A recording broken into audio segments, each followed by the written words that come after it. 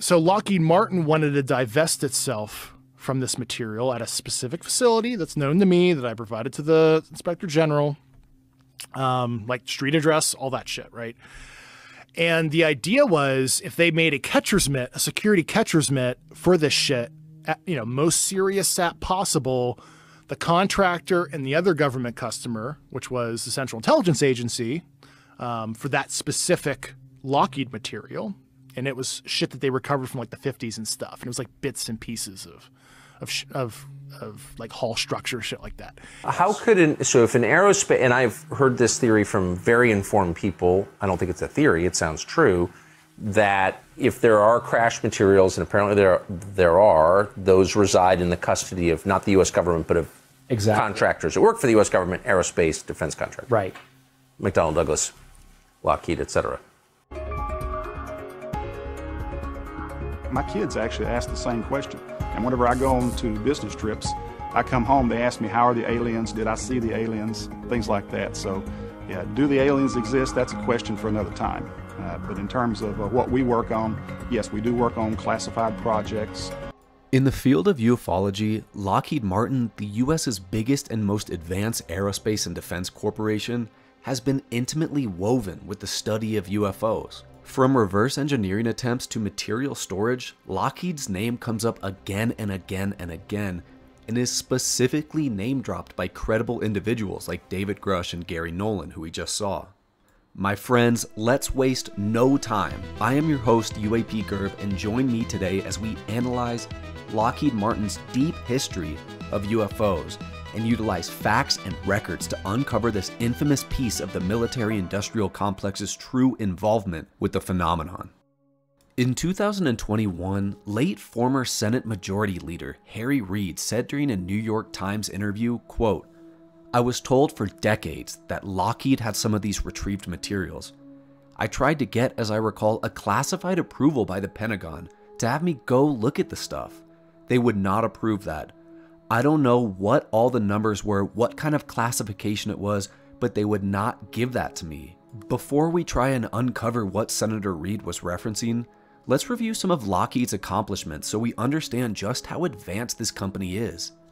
With annual revenues around the 60s of billions of US dollars, over half of Lockheed's annual sales go to, of course, the DoD and DOE, and has completed feats of military engineering marvels, such as the creation of the SR-71 Blackbird, the F-22 Raptor, the F-16, and the F-17 Nighthawk.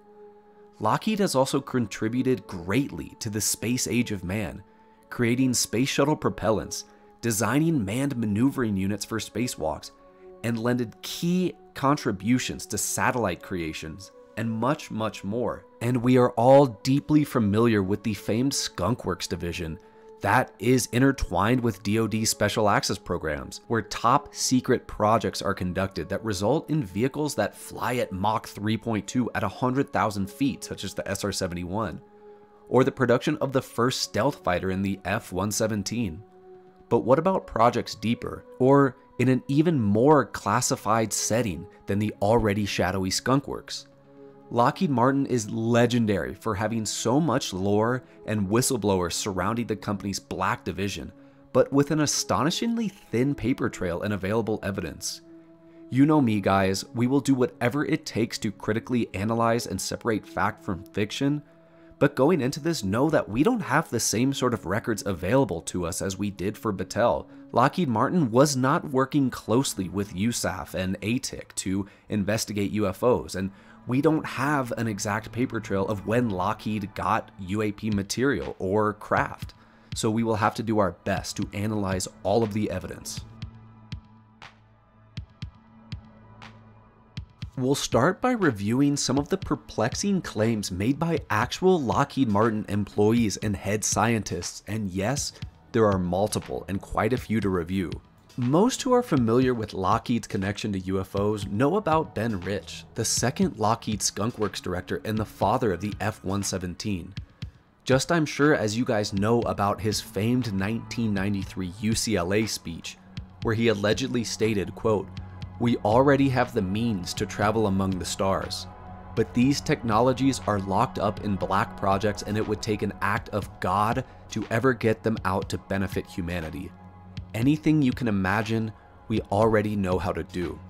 I'm not here to push any unsubstantiated claims to back my thesis, guys, so did you know there's actually no video or audio evidence of Ben saying this? This is not to claim this quote is fabricated or that Rich wasn't interested in UFOs, but these quotes are recorded by author Linda Moulton Howe, who is known to take some reportive liberties. However, this exact quote appears to be confirmed in a 2010 MUFON article by one Tom Keller.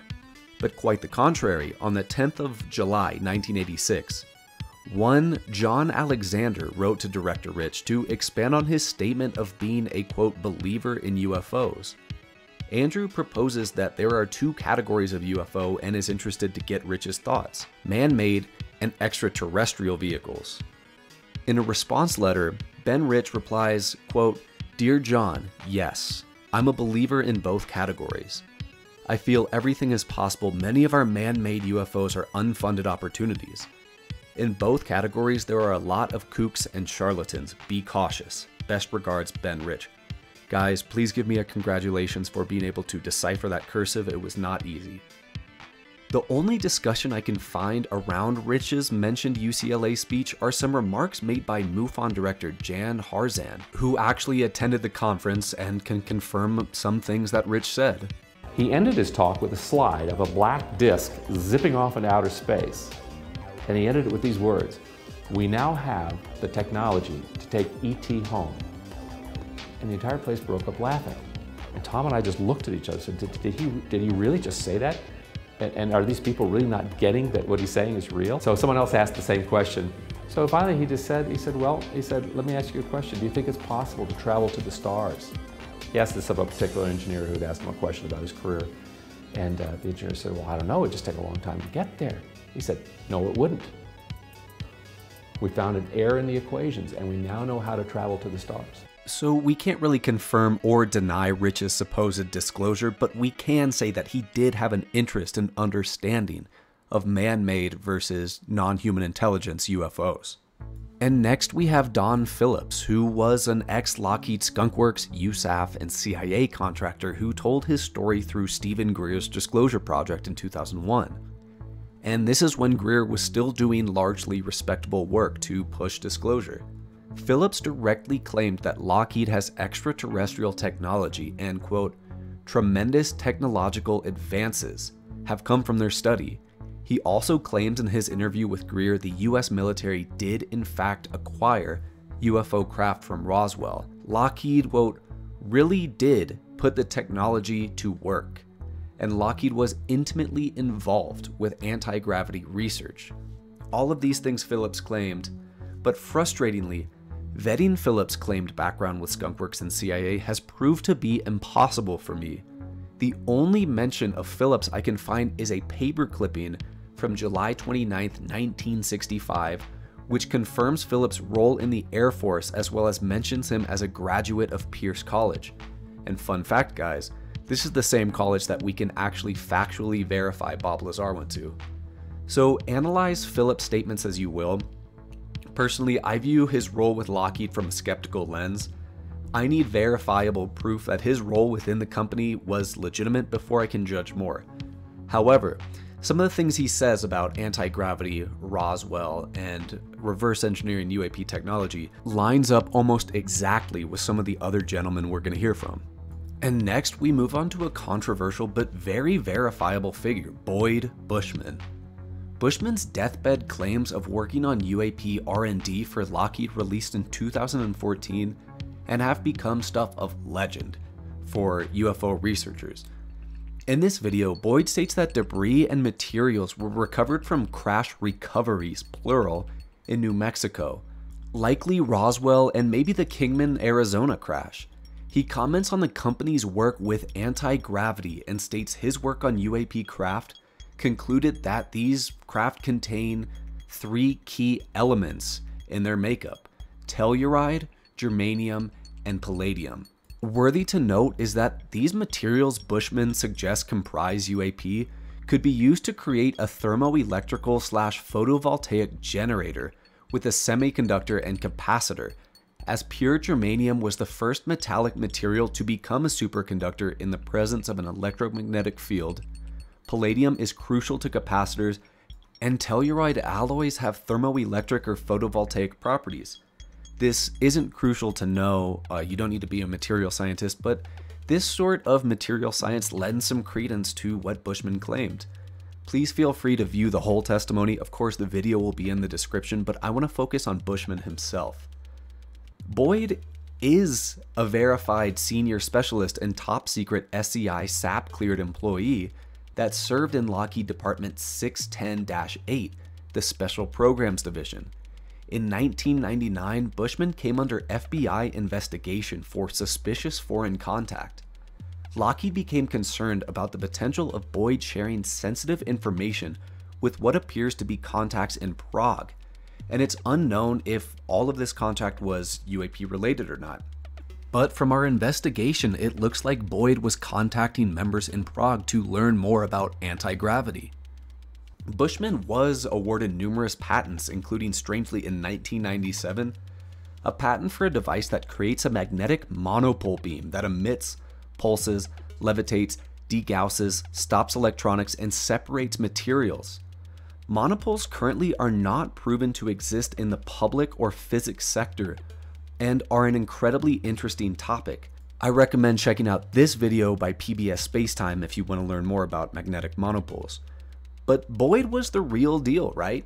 Well, yeah, except for the alien bodies he showed in photographs. The tiny looking gray creature can be traced back to a toy model, originally claimed by an above top secret forum thread in 2008 to be a Kmart Halloween decoration from the late 1990s. No verifiable evidence can be drawn to the toy's listing, however, this is not a great look for Bushman. Whether purposeful or accidental disinformation, I'm not sure, but with the presence of the two, we are faced with three options. That some government agency had some toy company that made models make up alien toys that appeared similar to the real aliens that resided in Area 51 or Groom Lake, so that if photos were ever leaked like they were with Bushman, they could leak photos of the toy as a way to discredit any whistleblower. Option 2 is that the photo of the model alien was given to Bushman in order to discredit him and take away from his story. And 3, of course, Boyd purposefully pushed the photo of the toy for whatever reason. And now we arrive to the last and probably the best and most credible speaker with regards to employment in Lockheed, Bernard Haisch. PhD astrophysicist Haisch performed astonishing work for Lockheed, including the publishing of a paper for the Lockheed Martin Advanced Technology Center with physicist Hal Puthoff. The paper focused on zero-point energy of the quantum vacuum. The study specifically looked at one or more resonant frequencies that may be associated with quantum vacuum interaction for propulsion purposes. I'll mention this again soon, so keep that study in mind. In 2001, Haisch wrote an essay titled Black Special Access Programs. He had created a site called UFOskeptic.org. Don't let this site name fool you. He just wanted scientists to come together to analyze UAP with a little bit more of a critical lens. To respect our time, I am just going to summarize this article. I'm not going to read the whole thing. But Haisch essentially confirms the world we came to know in 2023 with the revelations of David Grush, that these black special access programs on crash retrieval and reverse engineering can be quite independent of any given administration.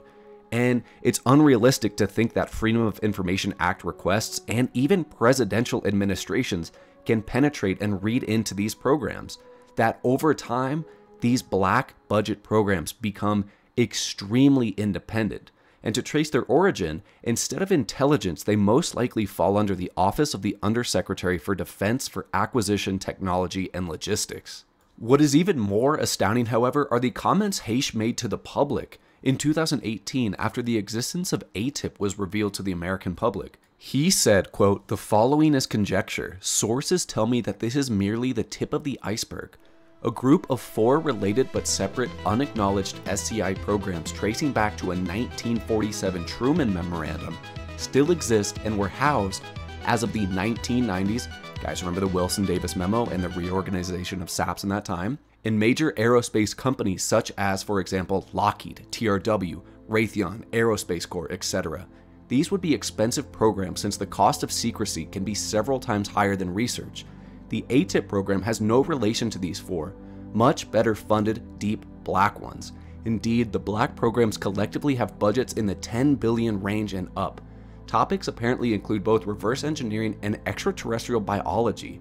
The ATIP did find the UFO crash retrieval program via official channels, but was denied access to it because ATIP itself is not a SAP. Senator Harry Reid petitioned the DoD to confer SAP status to ATIP, but the DoD denied his request. And lastly, guys, while not a Lockheed employee, let's take a look at USAF Master Sergeant Edgar Fouche.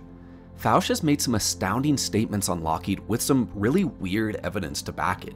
In 1998, the Master Sergeant states he temporarily worked at the Defense Advanced Research Center, DARS, in 1979, which he claims is a facility beneath Groom Lake with at least 10 underground stories. Fouche states he was recruited to DARS while working at the Jet Propulsion Laboratory at Edwards Air Force Base. He claimed that triangular craft had been reverse engineered by UAP, contracted by none other than Lockheed Martin.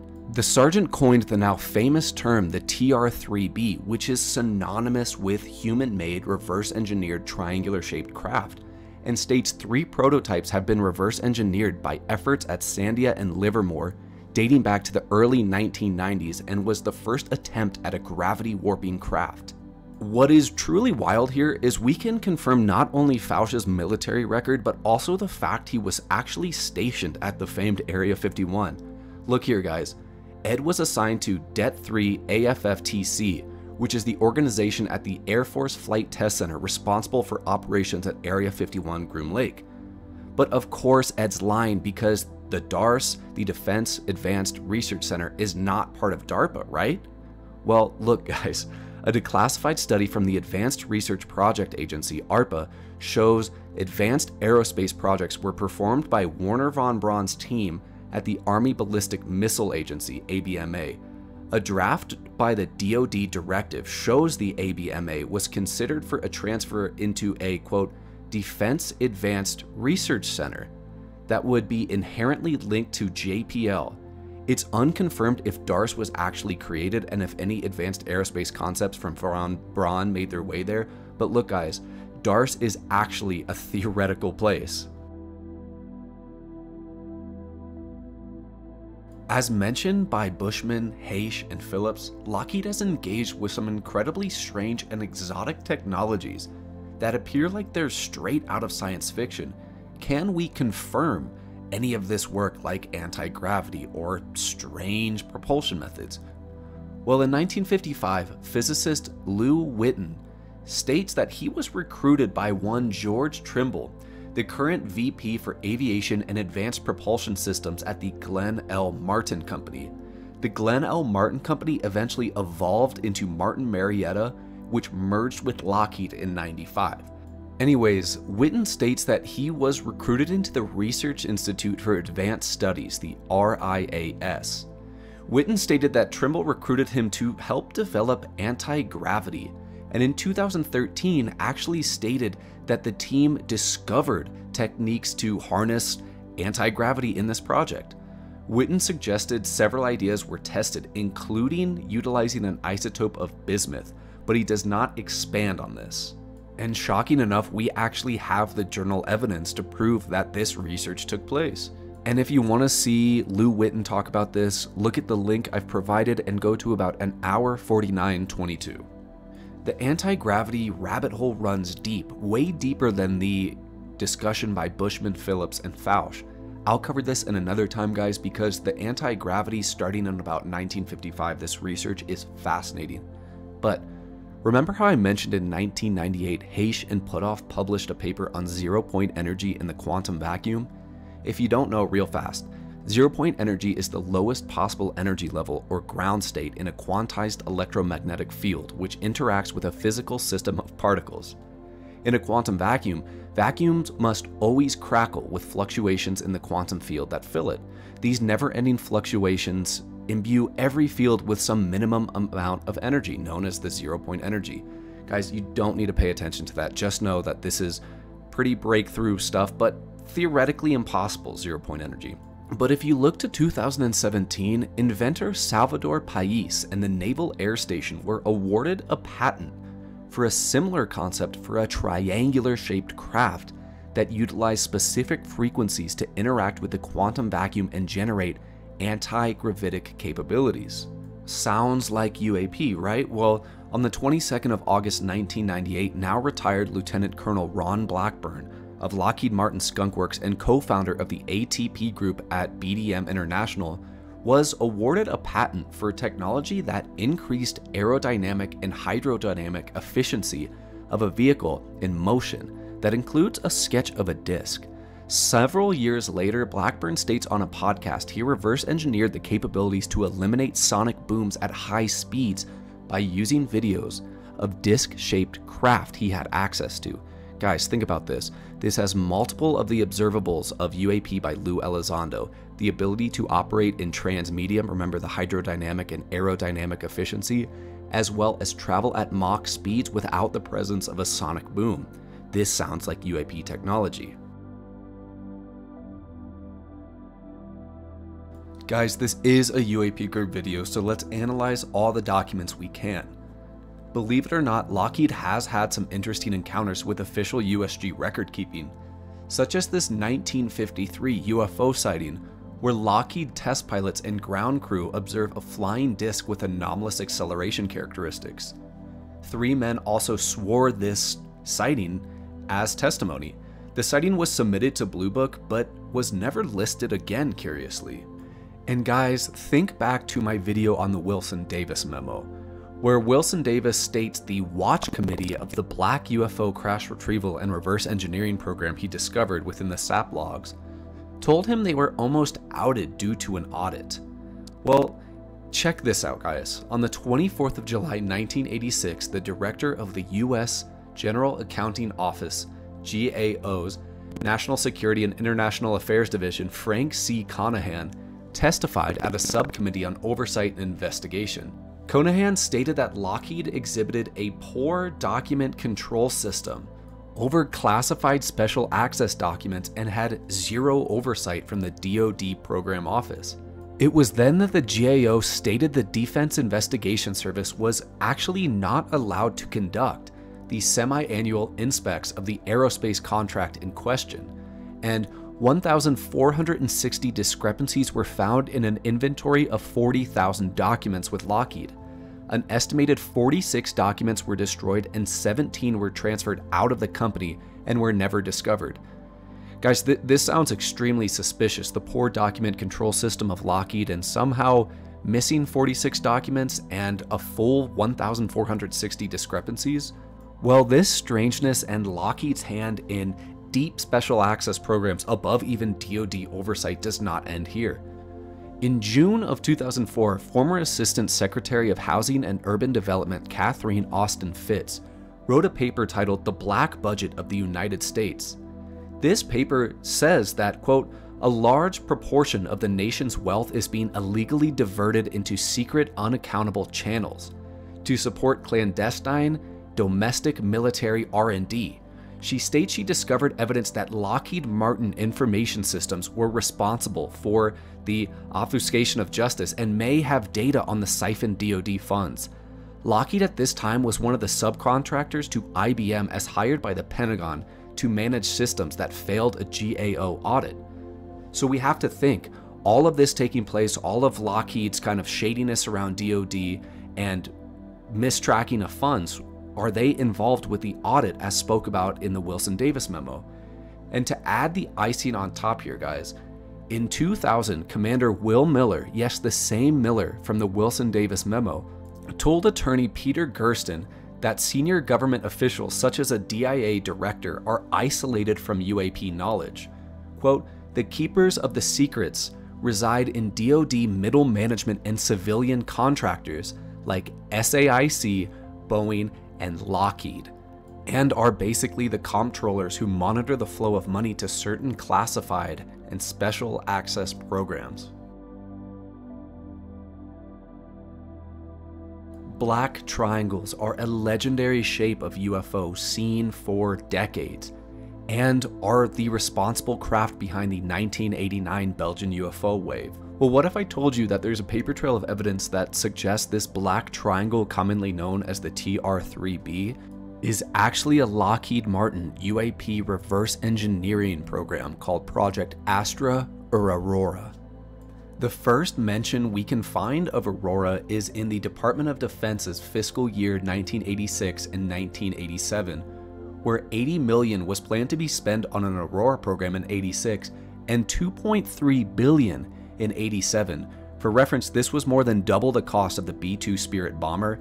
In fact, in 1997, John Greenwald of the Black Vault inquired into Aurora, but was denied any sort of access. Then, in the late 1990s, we can go back to author Nick Cook of The Hunt for Zero Point, who interviewed former head of Lockheed Martin Skunkworks Jack Gordon.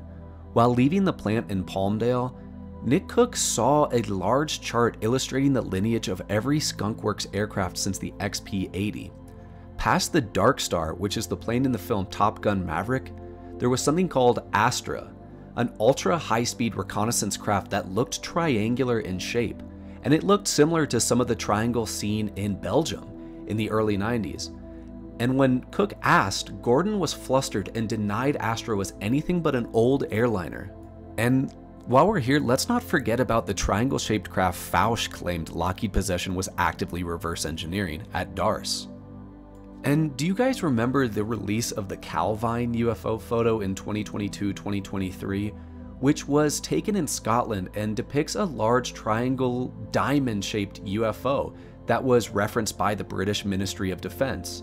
Well, if you look closely at former Project Condon, that was the Ministry of Defense's official UFO investigation program, the Calvine UFO photo is listed as Astra/Aurora photos, among other 35mm slides that don't appear on this last file. This could be very significant, as in this same MOD Condon report, the Brits were interested in investigating UAP sourced from USG contractor projects, and this Aurora/Astra may be listed here. What's even more interesting to note, this Condon report took special interest of triangle sightings, as seen here in the executive summary page of the report. And it appears the British had taken a keen interest in Aurora or Astra as a USG UAP triangle craft reverse engineered, because back in the 22nd of December 1992, the British Embassy in Washington, D.C. wrote to Assistant Chief of Air Staff in London regarding the USG's reaction to triangular UAP sightings, specifically a sighting that occurred 3 years earlier by a British Royal Observer Corps member. This investigation into USAF caused, quote, considerable irritation by the Brits. And the British officials who monitored the USG reaction are quoted as saying Secretary of the Air Force, Donald B. Rice, was, to say the least, incensed by the renewed speculation that he had lied to Congress by stating that Aurora did not exist. So as we can see, guys, a lot more work needs to be done investigating Aurora/Astra, but these strings connect triangular-shaped craft to both Lockheed Martin and USAF, and that the British MOD had a keen interest in finding out what the heck these things were. What's up, guys? I hope you enjoyed this look into Lockheed Martin and UAPs. As you can see after watching this video, there are a ton of public figures who make pretty bold claims about Lockheed. And while these claims are most likely true as confirmed by Grush and other key people, it's really hard to actually get to the bottom of this. If you see, our paper trail is not exceedingly long. We have Lockheed Martin interacting with Blue Book in the 50s, and we have our audit trail that, you know, very likely is involved with the audit mentioned in the Wilson Davis Memo, that the Watch Committee had to basically reorganize SAP status in the 90s to hide themselves better. But what do you guys think? Is Lockheed as much of a player in the reverse engineering and material exploitation of UAP as Battelle? I personally think so, yes, but they are just a lot harder to track down. As our nation's largest defense contractor, I imagine they have some pretty darn good record systems to keep stuff like this out. What did you guys think of the witnesses? I'd say order of most credible to least credible, we got Bernard Haisch, Boyd Bushman, and Don Phillips. Don Phillips, it's unfortunate I can't verify his background, so it's really hard for me to take his word as gospel. Boyd Bushman, a really interesting witness, says some interesting things, but the toy alien, more analysis needs to be done there, but quite frankly, I'm not sure where to go from there. But in addition, the Aurora Astra could be its own hour-long documentary. But I just wanted to do a summary, an overview of what's going on, because there's a lot more to Aurora Astra, including aerospace illustrator Mark McCandlish seen something called the TR-3B, or the triangular-shaped craft, in Lockheed Martin while leaving a facility, and so forth. So there's a lot more to dive into, guys. Maybe I'll do that someday, but I need a little bit more information on Aurora Astra, some concrete information to make another video, because this video is a lot of speculation for what I like, pushing the boundaries of speculation versus fact. But this was an exhausting list of facts and data to make, so please give a like and subscribe, and I will catch you guys on the next show. And before you go, in victory or defeat, I support the best athlete in the world, Alexander Volkanovski. Goodbye, everybody.